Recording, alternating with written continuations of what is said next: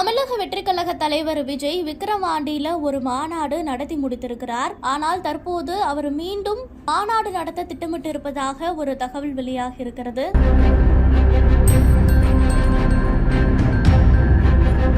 விஜய் தமிழக வெற்றி கழகத்தை தொடங்கி ஓராண்டு முடிவடைந்து 2ஆம் ஆண்டில் அடியெடுத்து வைத்திருக்கிறார்கள். அடுத்தடுத்து பல்வேறு கட்ட நடவடிக்கைகளில் ஈடுபட்டு வருகிறார்கள். 2026ஆம் ஆண்டு சட்டசபை தேர்தலை கருத்தில் கொண்டு அவரினுடைய அரசியல் நகர்வுகள் இருந்து வருகிறது. விஜயின் அடுத்த கட்ட நகர்வுகள் தமிழகத்துல கவனிக்கப்பட்டு வருகிறது. அவர் தற்போது நடித்து வரக்கூடிய ஜனநாயகன் படத்தின் படப்பிடிப்பு முடிந்த பிறகு முழு நேர அரசியல்ல ஈடுபட இருக்கிறார். அதற்கு முன்பாக விஜய் களத்திற்கு செல்லவில்லை அப்படிங்கிற குற்றச்சாட்டுகள் முன்வைக்கப்பட்டு வருகிறது. மக்களை பனையூர் அலுவலகத்திற்கு வரவழைத்து நலத்திட்ட உதவிகளை செய்தது பேசுபொருளாக மாறியது.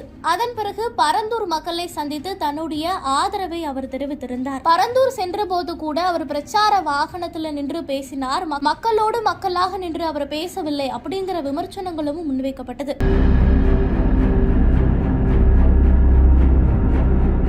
அதன் பிறகு தற்போது வெளியாகக்கூடிய தகவலின்படி விஜய் நிச்சயமாக பொதுமக்களை சந்திப்பார். மார்ச் முதல் வாரம் முதல் தமிழகம் முழுவதுமே தமிழக வெற்றி கழக தலைவர் விஜய் சுற்றுப்பயணம் மேற்கொள்ள உள்ளதாகவும் தகவல் வெளியாகி இருக்கிறது. மக்களை அவர் நேரடியாக சந்திக்கவில்லை என்ற விமர்சனத்திற்கு பதிலடியாக அவரினுடைய சுற்றுப்பயணம் இருக்கும் என சொல்லப்படுகிறது. இந்த பயண திட்டங்களை வகுக்கும் பொறுப்பு ஆதவ் அர்ஜுனாவிடம் வழங்கப்பட்டு இருக்கிறதா. இவர் அண்மையில தான் விசிகாவில் இருந்து விலகி தமிழக வெற்றி கழகத்தில் இணைந்திருக்கிறார். அவருக்கு தேர்தல் பிரச்சார மேலாண்மை பொதுச் செயலாளர் என்ற பொறுப்பு வழங்கப்பட்டிருக்கிறது. ஆதவ் அர்ஜுனா இது போன்ற மாநாடுகள் பிரச்சார கூட்டங்களை ஏற்பாடு செய்வதில் வல்லவர். அதன்படி தமிழக வெற்றி கழகத்துல விஜய் அடுத்தடுத்து என்ன செய்ய வேண்டும் அப்படிங்கிற ஒரு முக்கிய திட்டங்களையுமே அவர் வகுத்து கொடுத்துள்ளதாகவும் சொல்லப்படுகிறது.